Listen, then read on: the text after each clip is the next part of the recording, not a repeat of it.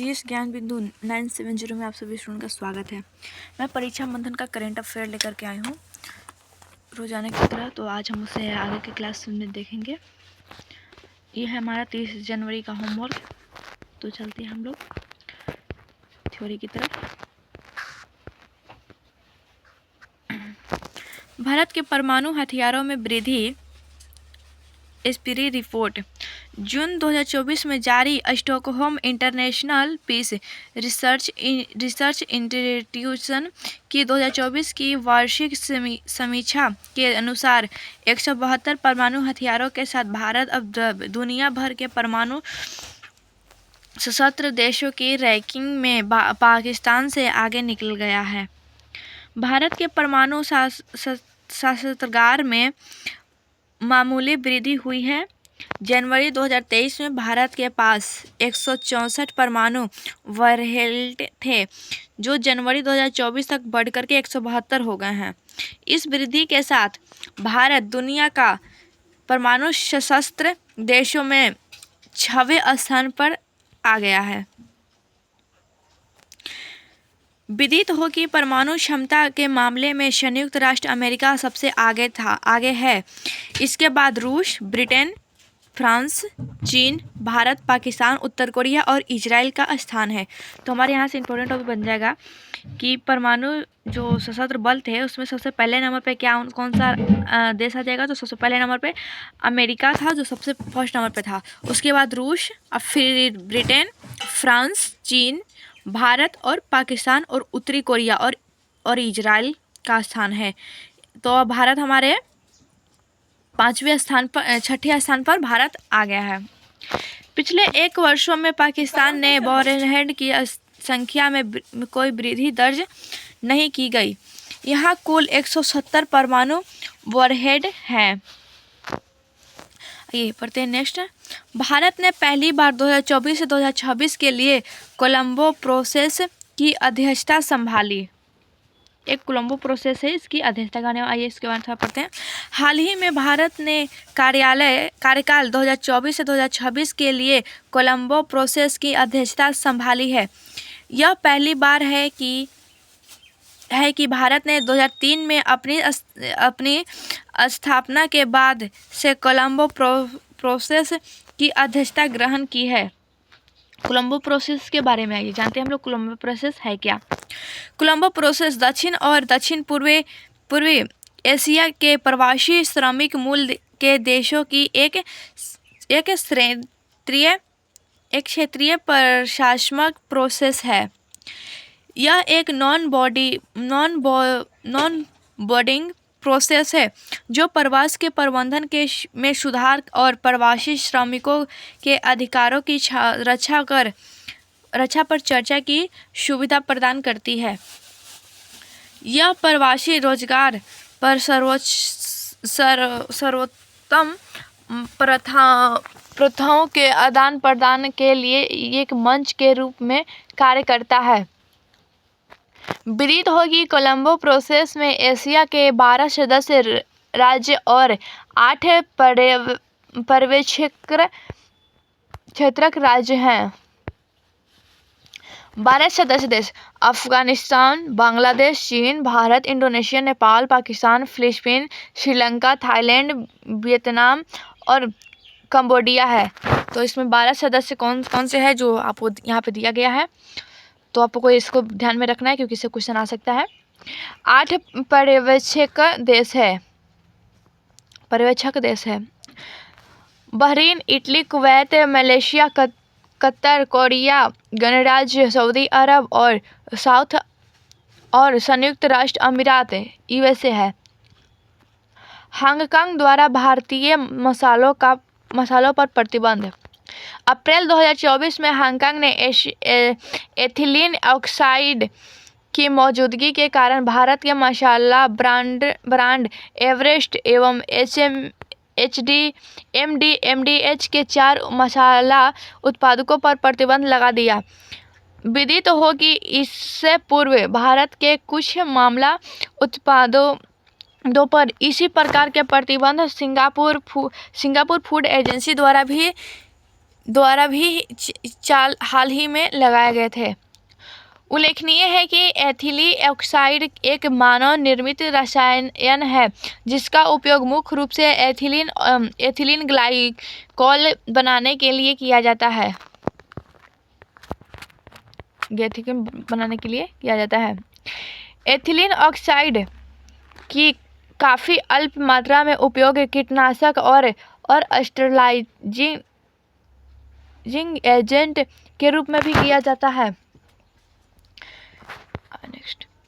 यह मुख्य रूप से मानव केंद्रीय तंत्रिका तंत्र, अवसाद तथा आँखों एवं श्लेष्मा झिल्ली को प्रभावित करता है।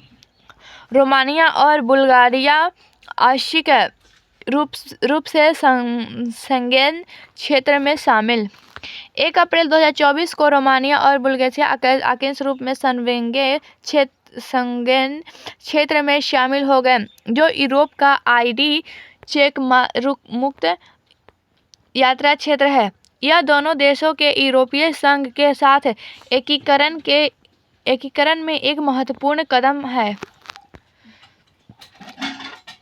हालांकि ऑस्ट्रेलिया के विरोध के कारण भूमि सीमा पर जांच जारी रहेगी, जिसके अवैध प्रवास की चिंताओं के कारण लंबे समय से उनकी कोशिश को अवरुद्ध कर रखा है। शेंगेन क्या है? शेंगेन एक यूरोपीय वीजा मुक्त क्षेत्र है जिसमें 29 देश शामिल हैं जिन्होंने आंतरिक सीमाओं को समाप्त कर दिया है और इसके बजाय बाहरी सीमाओं को मौजूद करने पर ध्यान केंद्रित किया है। शेंगेन क्षेत्र के नागरिकों को इस क्षेत्र में एक देश से दूसरे देश में जाने की अनुमति है, जैसे कि पूरे क्षेत्र में एक ही देश हो। कृत्रिम बुद्धिमत्ता पर पहला वैश्विक प्रस्ताव। 24 मार्च 2024 को संयुक्त राष्ट्र महासभा ने सर्वसम्मति से आर्टिफिशियल इंटेलिजेंस पर पहला वैश्विक प्रस्ताव पारित किया है। संयुक्त राष्ट्र अमेरिका द्वारा प्रायोजित और रूस, चीन और क्यूबा सहित 123 देशों द्वारा सह प्रायोजित इस प्रस्ताव का उद्देश्य यह सुनिश्चित करना है कि शक्तिशाली नई तकनीक सभी देशों को लाभान्वित करे, मानव अधिकारों का सम्मान करे और सुरक्षित और भरोसेमंद हो। AI तकनीक के तेजी से विकास ने इसके संभावित जोखिमों और लाभों के बारे में चिंता बना दी है, जिसमें मानवाधिकारों, व्यक्तिगत डेटा संरक्षण और लोकतांत्रिक प्रक्रियाओं पर इसका प्रभाव शामिल है।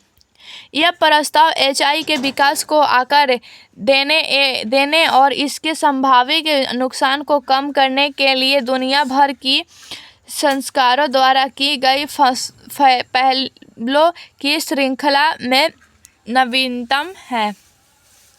प्रस्ताव के प्रमुख उद्देश्य। आइए हम इसके प्रस्ताव को पढ़ते हैं। प्रस्ताव में कई प्रमुख उद्देश्यों को संबोधित करने का प्रयास किया गया है, जिसमें शामिल है विकसित और विकासशील देशों के बीच डिजिटल विभाजन का समाप्त करना, यह सुनिश्चित करना कि विकासशील देशों के पास AI से लाभ उठाने के लिए प्रौद्योगिकी और क्षमताएं हो, मानव अधिकारों की रक्षा और व्यक्तिगत डेटा की सुरक्षा, जोखिम और संभावित नुकसानों के लिए AI की निगरानी करना, गोपनीयता नीतियों को मजबूत बनाना, वैश्विक सहायता। ब्रिटेन में भारतवंशी सांसदों ने गीत व बाइबल लेकर ली शपथ। ब्रिटेन में हाल ही में हुए आम चुनाव में लेबर पार्टी सत्ता में आई है और इसके नेता कीयर स्टारमर नए प्रधानमंत्री बने हैं। चुनाव में ऋषि सुनक समेत कई भारतवंशी भी संसद के लिए निर्वाचित हुए हैं। संसद में शपथ ग्रहण के दौरान भारतीय मूल के सांसदों ने ब्रिटिश क्राउन के प्रति अपनी निष्ठा की प्रतिष्ठा अपने हाथ में भागवत गीता, सुंदर गुटका और बाइबल लेकर की। संसदीय चुनाव में अपनी कैब्रिजशायर सीट गंवाने वाले पूर्व सांसद शैलेश वारा ने स्पीकर लिंडसे हायल को भागवत गीता की एक नई प्रति भेंट की। इसे हाथ में लेकर संसद की सहायता ग्रहण करने वाले में ऋषि सुनकर ब्रिटिश भारतीय सांसदों में एक थे।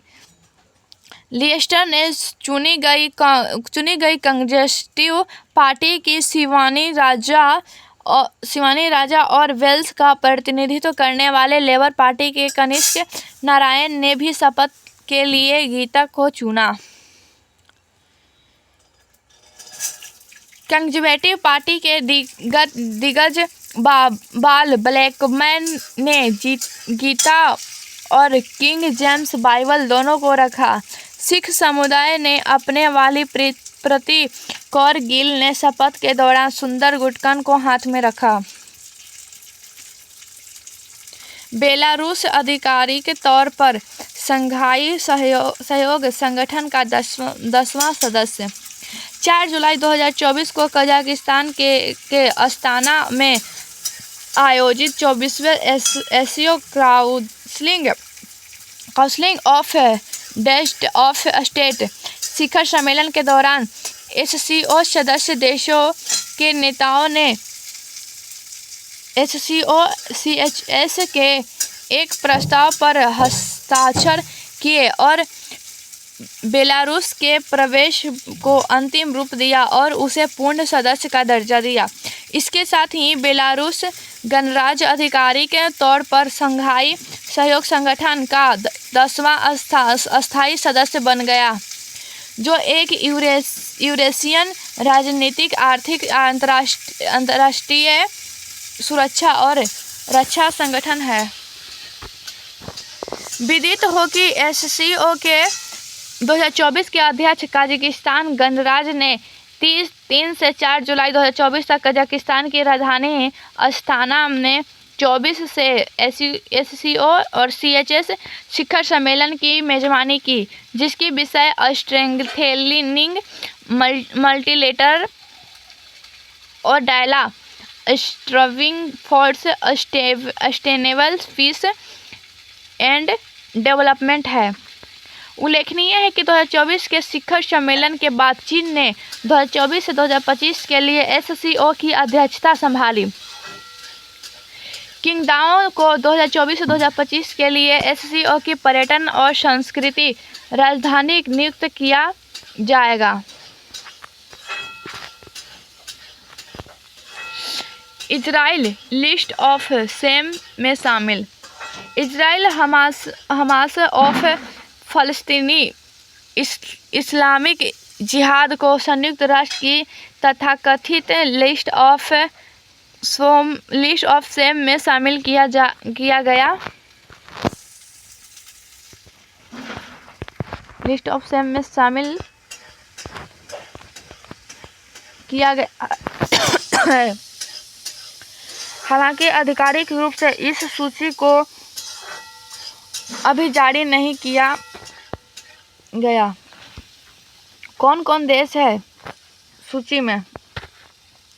इजराइल और हमास को पहली बार इस सूची में शामिल किया गया। इससे पहले रूस, इस्लामिक स्टेट, अल कायदा, बोको हराम, Afghanistan, Israel, Myanmar, Somalia, Syria और यमन को इस सूची में शामिल किया जा चुका है। पिछले साल रूस को इस सूची में शामिल किया गया था। क्या है list of shame? List of shame में सशस्त्र संघर्ष में बच्चों के खिलाफ कथित अधिकार उल्लंघन का दस्तावेजीकरण किया गया है। इजराइल पर बच्चों के खिलाफ गंभीर अधिकारों के उल्लंघन का आरोप लगाया गया है। पेट्रोडॉलर सौदा। सऊदी अरब ने अमेरिका के साथ अपने 80 साल पुराना पेट्रोडॉलर सौदे को आगे न बढ़ाने का फैसला किया है। यह सौदा हाल ही में समाप्त सहमत हो गया है। क्या है पेट्रोडॉलर डील? इस करार के तहत सऊदी अरब जैसे बड़े तेल उत्पादक देश को क्रूड ऑयल सिर्फ अमेरिकी डॉलर में ही बेचना था। इस करार के तहत सऊदी अरब अमेरिका को तेल अमेरिकी डॉलर में बेचने के लिए सहमत हुआ था। बदले में अमेरिका की तरफ से उसे सैन्य सहायता और हथियार दिए जाते थे। पेट्रोडॉलर का मतलब वो डॉलर जो तेल बेचने वाले देशों जैसे सऊदी अरब को तेल का व्यापार करने से मिलते हैं। लाइली ने पहली एआई सुंदरी का ताज जीता। हिजाब पहनने वाली मैक्सिको की स्केजा लाइली ने हाल ही में दुनिया की पहली मिस एआई मॉडल का खिताब अपने नाम किया।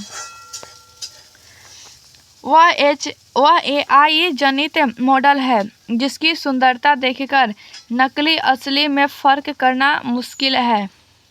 सोशल मीडिया प्लेटफॉर्म फैन्यू की ओर से आयोजित इस प्रतियोगिता में 1500 एआई मॉडल ने हिस्सा लिया था कि फ्रांस की लालिना दूसरे और पुर्तगाल की ओलिविया ने तीसरा स्थान हासिल किया। यह ताज पहनने के लिए प्रतियोगियों को उनकी सुंदरता, तकनीक और सोशल मीडिया पर लोकप्रिय के आधार पर आंका गया। इसके अलावा मॉडल बनाने वाले को एआई टूल की कितनी समझ है इसे रखा गया। चुआई द्वारा 10 वर्षीय ब्लू रेजिडेंस वीजा का शुभारंभ। 15 मई 2024 को संयुक्त राष्ट्र अमीरात की कैबिनेट ने पर्यावरण संरक्षण और स्थिरता प्रयासों में महत्वपूर्ण योगदान देने वाले व्यक्तियों के लिए 10 वर्षीय ब्लू रेजिडेंस वीजा को मंजूरी प्रदान की। अबू धाबी के कसर अल बतन में कैबिनेट में बैठक के बाद उपराष्ट्रपति, प्रधानमंत्री और दुबई के शासक शेख मोहम्मद बिन साइद द्वारा इसकी घोषणा की गई। यूएई द्वारा शुरू किया गया यह वीजा एक दीर्घकालिक निवास कार्यक्रम है जो उन व्यक्तियों के लिए शुरू किया गया है जिन्होंने पर्यावरण संरक्षण के प्रति साधारण समर्पण और प्रयास प्रदर्शन किया है। इस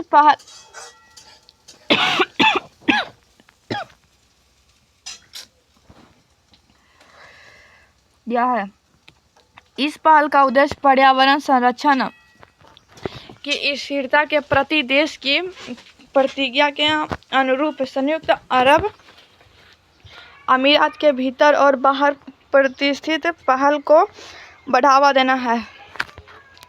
ऑपरेशन इंद्रावती। 21 मार्च 2024 को भारत सरकार ने हिंसाग्रस्त कैरेबियन देश हैती में फ्रांस भारतीयों को पड़ोसी देश डोमिनिकन गणराज्य में स्थानांतरित करने के लिए ऑपरेशन इंद्रावती शुरू किया। यह भारत द्वारा शुरू किया गया एक निकासी अभियान है जिसके तहत हैती में फंसे हुए भारतीयों को निकालना था।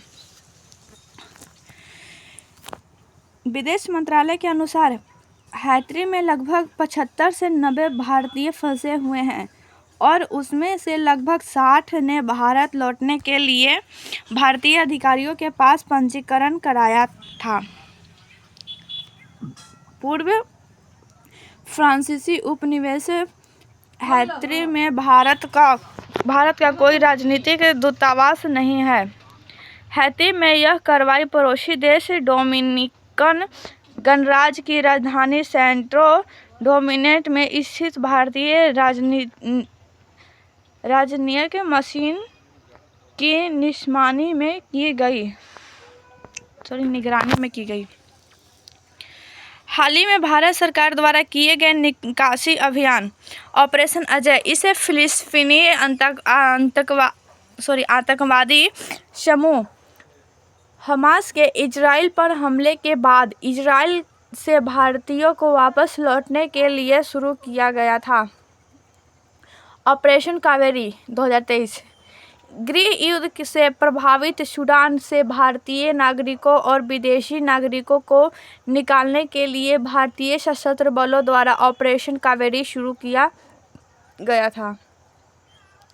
ऑपरेशन गंगा 2022 के रूस यूक्रेन युद्ध के दौरान पड़ोसी देशों में फंसे भारतीयों को वापस लाने के लिए ऑपरेशन गंगा शुरू किया गया था। ऑपरेशन देवी शक्ति 2021, इसकी शुरुआत 2021 में किया गया था। अफगानिस्तान सरकार के पतन और तालिबान द्वारा काबुल पर कब्जा करने के बाद अफगानिस्तान से भारतीय नागरिकों और विदेशी नागरिकों को निकालने के लिए भारतीय सशस्त्र बलों द्वारा ऑपरेशन देवी शक्ति शुरू की गई थी। यूरोपीय मुक्त व्यापार संघ एवं भारत 10 मार्च 2024 को भारत और यूरोपीय मुक्त व्यापार संघ के 4 देशों ने एक व्यापार और आर्थिक साझेदारी समझौते पर हस्ताक्षर किए। इन देशों में स्विट्जरलैंड, नॉर्वे, आइसलैंड और लिechtenstein शामिल है। इस समझौते का उद्देश्य दोनों पक्षों के बीच निवेश को प्रोत्साहित करना और वस्तुओं और सेवाओं में व्यापार को बढ़ावा है।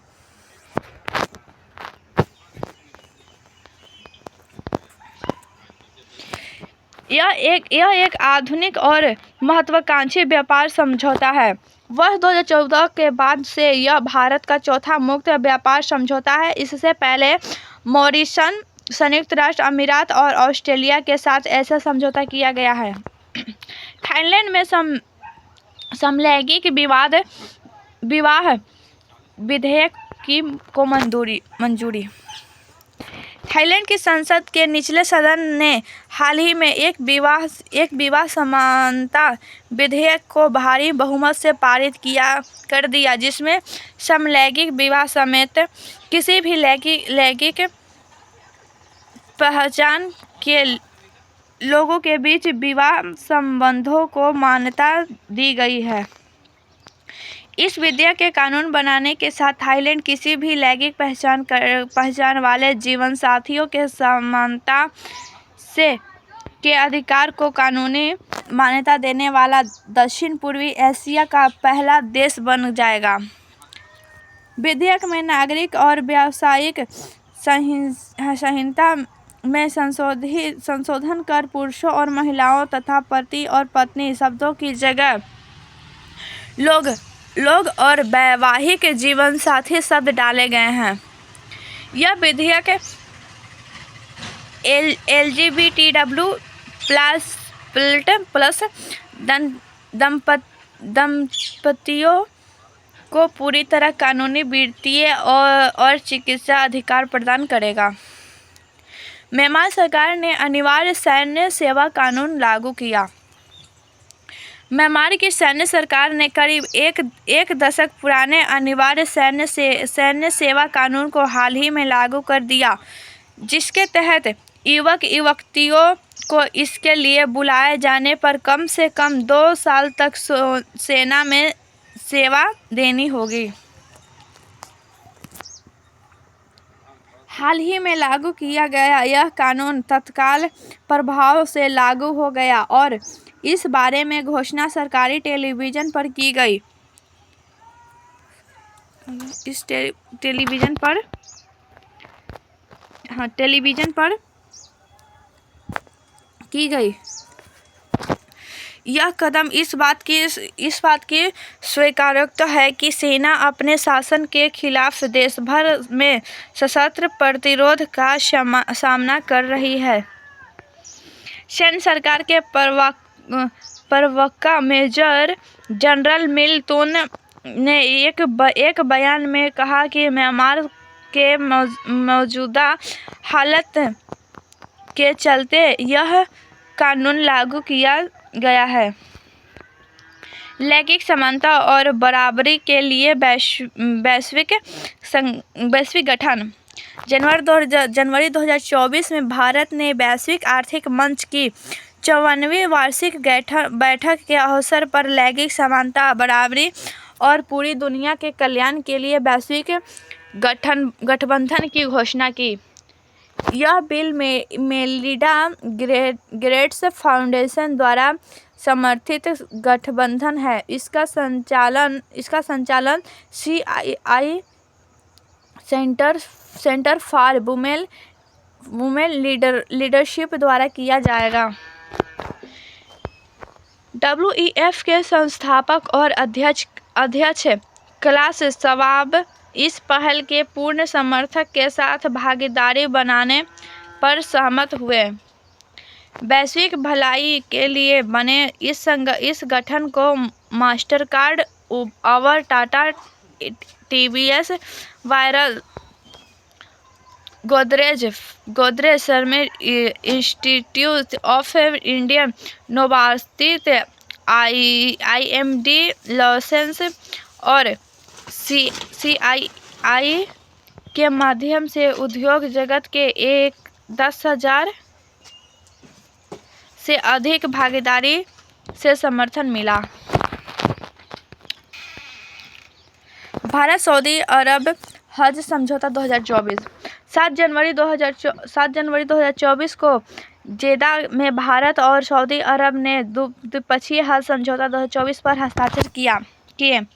इस समझौते पर केंद्रीय महिला, बाल विकास और अल्पसंख्यक मामलों की मंत्री स्मृति ईरानी तथा विदेश राज्य मंत्री बी मुरलीधर एवं सऊदी अरब के हज और उमरा मंत्री तौफीक बिन फौजाना अल रबिया ने हस्ताक्षर किए।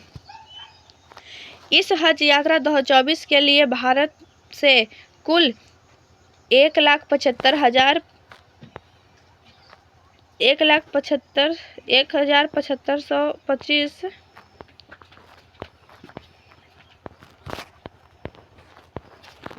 हज यात्रियों को कोटा तय किया गया है। इसमें हज समिति के माध्यम से तीर्थयात्रियों के लिए 1,40,020 सीटें आरक्षित की गई है।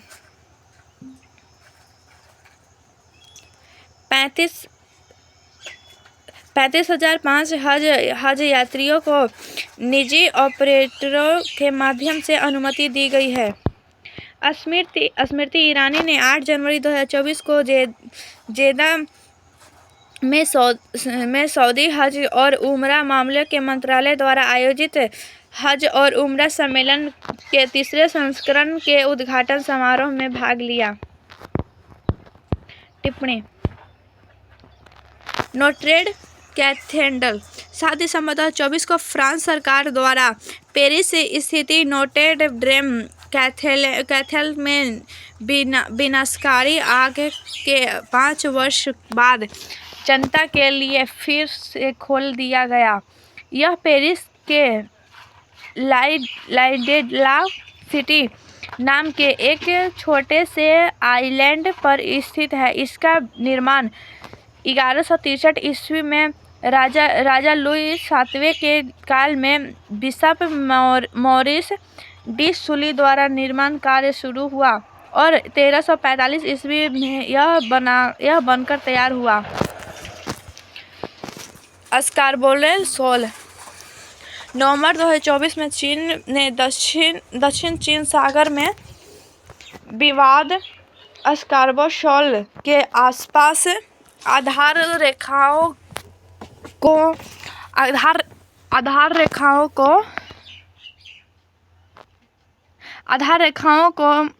को चिन्हित करते हुए भौगोलिक निर्देशक जारी किए।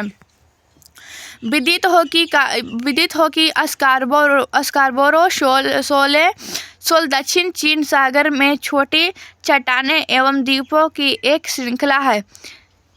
यह फिलीपींस के मुख्य द्वीप लुजोन के काफ़ी निकट है और इसके विशेष आर्थिक क्षेत्र में स्थित है।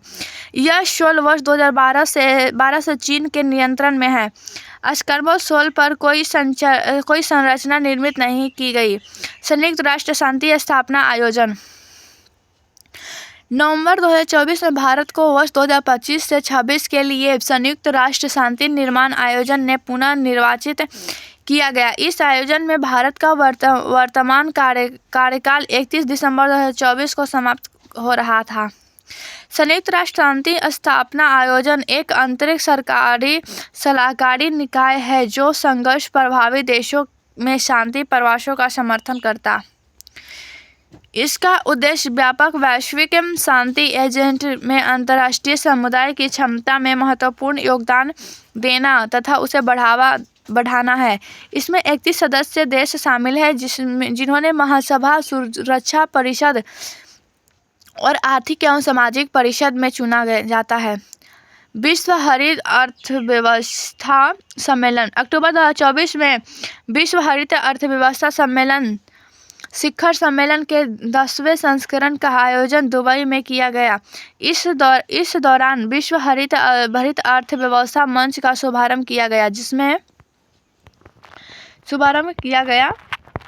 जिसमें वैश्विक नेताओं के विशेषज्ञ को पर्यावरण संबंधी चुनौतियों से निपटाने के लिए एक साथ लाया गया।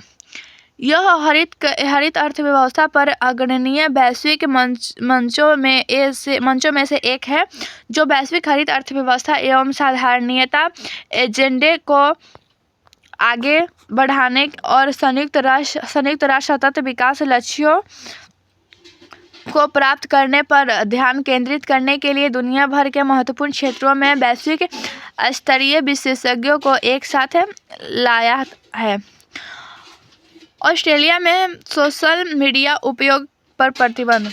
हाल ही में युवा के मानसिक कल्याण की सुरक्षा के लिए ऑस्ट्रेलिया की सरकार ने 16 वर्ष से कम आयु के बच्चों के लिए सोशल मीडिया का उपयोग प्रतिबंध करने के उद्देश्य से कानून निर्माण की घोषणा की। ऑस्ट्रेलिया द्वारा घोषित किए नवीन उपाय इंटरनेट या सूचना तक पहुंचने को प्रतिबंध नहीं कर रहे हैं। ये केवल इंस्टाग्राम एवं फेसबुक जैसे प्लेटफॉर्म तक पहुंच को सीमित कर रहे हैं क्योंकि शरीर की विकृत छवि, सामाजिक अस्वास्थ्य एवं डिजिटल लत के कारण इनका हानिकारक प्रभाव पड़ता है। ग्लोब नेटवर्क संचालन समिति में भारत का चयन। सितंबर 2024 में भारत को वैश्विक भ्रष्टाचार विरोधी मंच ग्लोब नेटवर्क की 15 सदस्यीय संचालन समिति के लिए बीजिंग में विभिन्न चरणों के मतदान के बाद चुना गया। विदित हो कि ग्लोब नेटवर्क में नेतृत्व प्रदान करने के लिए संचालन समिति में एक अध्यक्ष, एक उपाध्यक्ष और 13 सदस्य होते हैं। ग्लोबल नेटवर्क में 121 करोड़ देश और 219 सदस्य प्रतिनिधित्व शामिल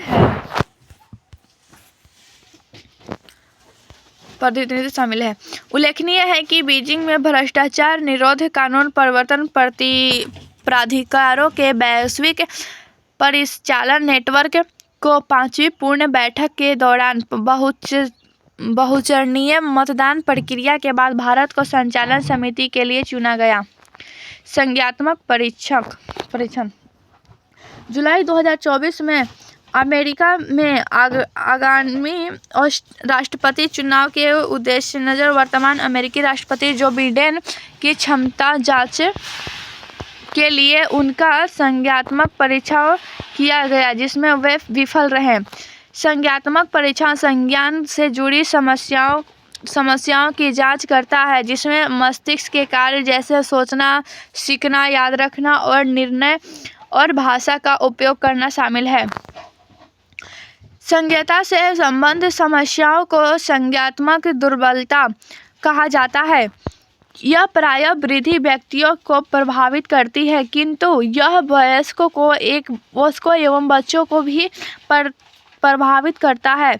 संज्ञानात्मक परीक्षण में सरल, त्वरित एवं बुनियादी परीक्षण शामिल होते हैं। भारत निर्वाचन आयोग का उज्बेकिस्तान चुनाव आयोजन के साथ समझौता। अक्टूबर 2024 में भारत निर्वाचन आयोग ने उज्बेकिस्तान चुनाव आयोग के साथ एक समझौते पर हस्ताक्षर किए। यह समझौता लोकतंत्रों के पारस्परिक लाभ के लिए दोनों चुनाव प्रबंधन निकायों के बीच बातचीत को और मजबूत तथा गहरा बनाएगा। विदित हो कि राजीव कुमार आगामी चुनाव के लिए अंतर्राष्ट्रीय पर्यवेक्षक के रूप में वहां गए थे। उल्लेखनीय है कि उज्बेकिस्तान में 27 अक्टूबर 2024 को मतदान संपन्न हुआ। ऑपरेशन सद्भाव। हाल ही में भारत ने टाइफून यागी से प्रभावित म्यांमार, लाओस और वियतनाम की मदद के लिए ऑपरेशन सद्भाव लॉन्च किया। इसके तहत दक्षिण पूर्वी एशिया देशों को टाइफून यागी के विनाशकारी प्रभाव से निपटने में मदद के लिए भारत ने मानवीय राहत सहायता भेजी। भारत ने सूखा राशन, कपड़े और दवाओं सहित 10 टन सहायता नौसैनिक जहाज INS सतपुड़ा पर म्यांमार भेजी गई।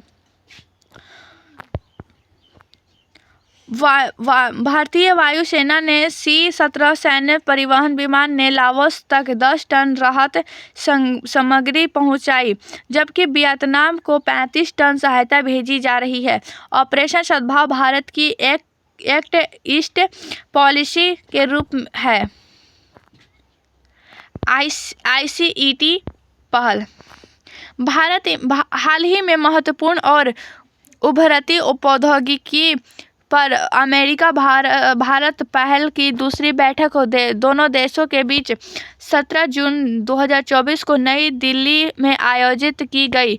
बैठक की सह अध्यक्षता भारत के भारतीय सुरक्षा सलाहकार अजित डोभाल और संयुक्त राष्ट्र अमेरिका के सबर जेक सुलिवन ने की। ICET दोनों देशों के बीच अंतर्राष्ट्रीय अर्धचालक उपकरण, दूरसंचालन, कृत्रिम बुद्धिमत्ता, क्वांटम जैव प्रौद्योगिकी और स्वच्छ ऊर्जा में रणनीतिक सहयोग को गहरा और विस्तारित करने पर केंद्रित है। पहली ICET बैठक जनवरी 2023 में वाशिंगटन DC US में आयोजित की गई थी।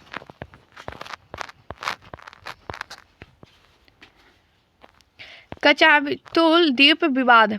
भारत श्रीलंका संबंधों और मत्स्य अधिकारों के विवादास्पद मुद्दे को लेकर कच्चातुल द्वीप चर्चा में है। यह विवाद संबद्ध क्षेत्र में समुद्री सीमा विवादों तथा मछली पकड़ने अधिकारों की जटिलताओं को उजागर करता है। कच्चातुल भारत और श्रीलंका के बीच पाक जल संधि में 285 एकड़ में विस्तृत एक निर्जन द्वीप है। भारतीय तट से लगभग 33 किलोमीटर दूर रामेश्वरम के उत्तर पूर्व में यह द्वीप श्रीलंका के उत्तरी सिरे पर जाफना से लगभग 62 किलोमीटर दक्षिण पश्चिम में स्थित है। एशियाई सर्वोच्च लेखा परीक्षण संगठन 25 सितंबर 2024 को नई दिल्ली में एशियाई सर्वोच्च लेखा परीक्षण संगठन की 16वीं बैठक आयोजित की गई। इसमें भारत के नियंत्रित एवं महालेखा परीक्षण को वर्ष 2024 से 2027 के लिए एसोसिएट का अध्यक्ष चुना गया। यह अंतर्राष्ट्रीय सर्वोच्च लेखा परीक्षा संगठन के 7 क्षेत्रीय समूहों में से एक है। इसकी स्थापना वर्ष 1979 में की गई थी। इसकी पहली सभा एवं गवर्निंग बोर्ड की बैठक की मई 1979 में नई दिल्ली में आयोजित की गई थी। वर्तमान में इसके कुल सदस्यों की संख्या 48 है। समलैंगिक विवाह को मान्यता देने वाला दक्षिण पूर्व एशिया का पहला देश थाईलैंड। हाल ही में थाईलैंड के राजा महावजीरालंगिंग ने समलैंगिक विवाह अधिनियम को मंजूरी प्रदान की। इसके साथ ही थाईलैंड समलैंगिक विवाह को मान्यता देने वाला दक्षिण पूर्वी एशिया का पहला देश बन गया। थाईलैंड में यह कानून 22 जनवरी 2025 से लागू हो जाएगा। विदित यानी कि लागू थाईलैंड में यह लागू हो चुका है, क्योंकि 22 जनवरी 2025 में बोला है लागू होने के लिए, तो यह लागू हो चुका है। विदित हो कि एशिया में ताइवान और नेपाल के बाद थाईलैंड समलैंगिक विवाह को मान्यता देने वाला तीसरा देश है। अल्जीरिया बना न्यू डेवलपमेंट बैंक का सदस्य। हाल ही में अल्जीरिया न्यू डेवलपमेंट बैंक का नया सदस्य बना। विदित हो कि न्यू डेवलपमेंट बैंक की स्थापना वर्ष 2015 में की गई थी तथा इसका मुख्यालय शंघाई, चीन में स्थित है। ब्राज़ील, रूस, भारत, चीन और दक्षिण अफ्रीका न्यू डेवलपमेंट बैंक के संस्थापक सदस्य हैं। इसका मुख्य उद्देश्य ब्रिक्स एवं अन्य उभरी अर्थव्यवस्थाओं और विकासशील देशों में बुनियादी ढांचे और सतत विकास परियोजना का वित्त पोषण करना है। वर्तमान सदस्य 9 अल्जीरिया, ब्राज़ील, रूस, भारत, चीन, दक्षिण अफ्रीका, बांग्लादेश, संयुक्त राष्ट्र अमीरात और मिस्र है। तो यह हमारा इतना है जो कंप्लीट हो चुका है। अब इससे क्वेश्चन आज शाम 3 बजे से स्टार्ट होगा ज्ञान बिंदु जेएस एकेडमी बुक पे रोशन आंसर के द्वारा। तो हम मिलते हैं नेक्स्ट क्लास में। टेलीग्राम का लिंक आपके डिस्क्रिप्शन में दिया गया है। अगर आपको पीडीएफ की ज़रूरत हो तो आप टेलीग्राम ज्वाइन करके पीडीएफ प्राप्त कर सकते हैं।